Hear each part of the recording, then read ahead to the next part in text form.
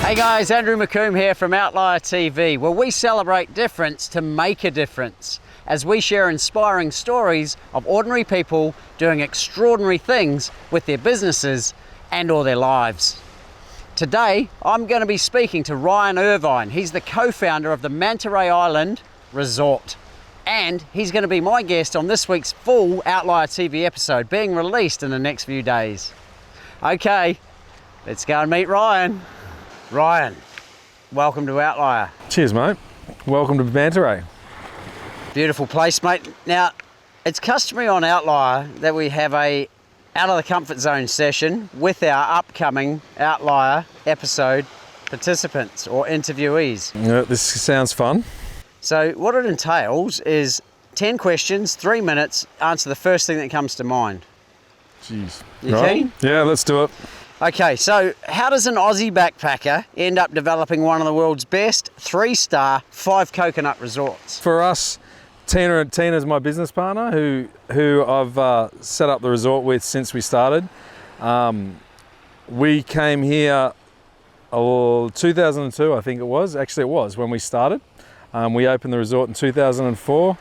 Both of us were very young. I think I was 24 or 25 and Tina was 24 or 23, a year younger than me.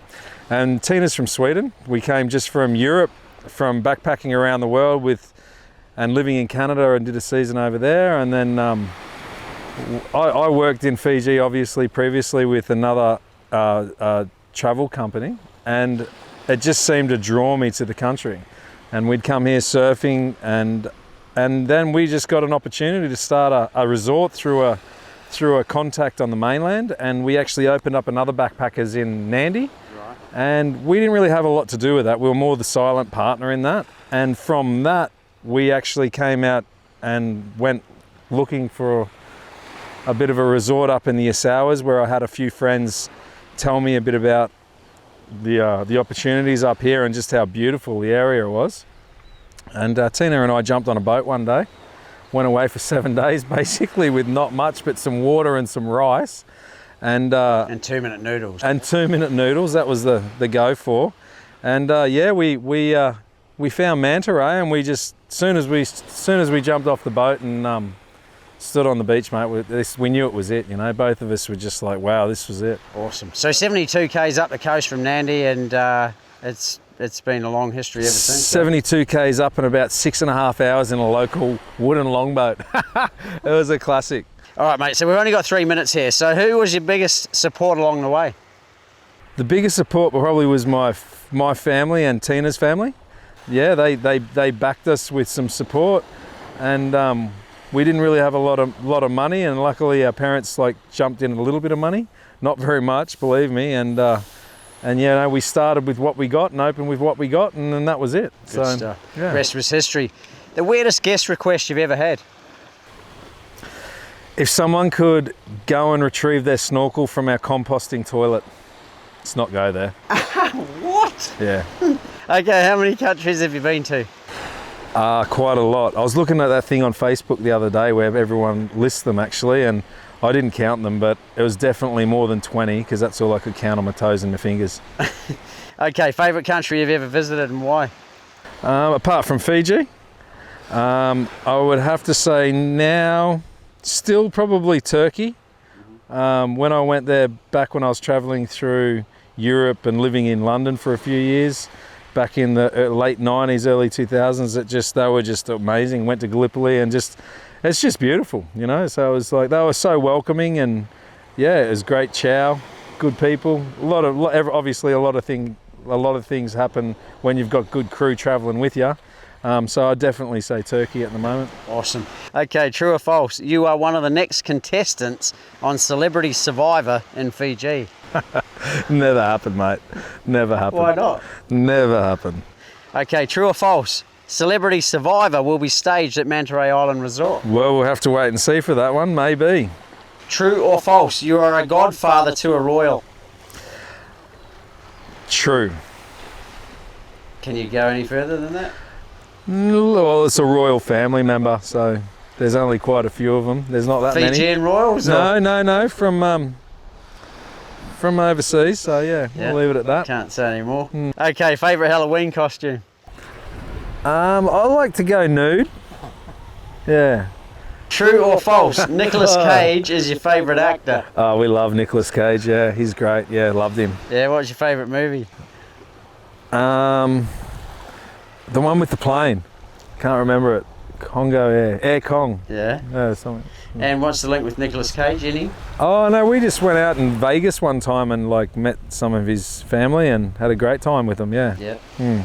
So how important is fun when it comes to running one of the world's best 3-star 5 coconut resorts? Mate, I think you've got to have fun because it comes back on your staff. And to be honest with you, a lot of people that come to our resort are amazed at how friendly our local Fijian staff are. Fijians are renowned as the friendliest people in the world. I 100% agree with that. And I think that if you're not friendly, that your staff aren't going to be friendly. So I think it's a massive thing. And you know what? People are on holidays. Why aren't you friendly? Everyone's out having fun, so give it a crack. There's not much to stress about, I love it, eh? Okay, so what's your favourite thing about the Manta Rays themselves?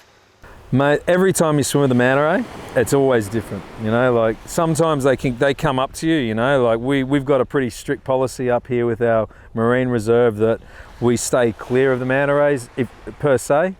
We don't try not to swim after them that much. We definitely don't touch them. But sometimes when you're there, they'll just swim around and they'll come right up to you. You know, they're totally oblivious to you sometimes, and you can get some pretty amazing contact without contacting them. Yeah. And you see sometimes there's some big ones. We've got a lot of local Manta Rays here, and we've got some that are just massive that we've never seen before. And when you're swimming with them, and it's only in up to 5 meters of water, that it gets pretty personal, you know. And that's the thing. It's like I never thought that swimming with Manta Rays would be so personal as like swimming with a whale or something.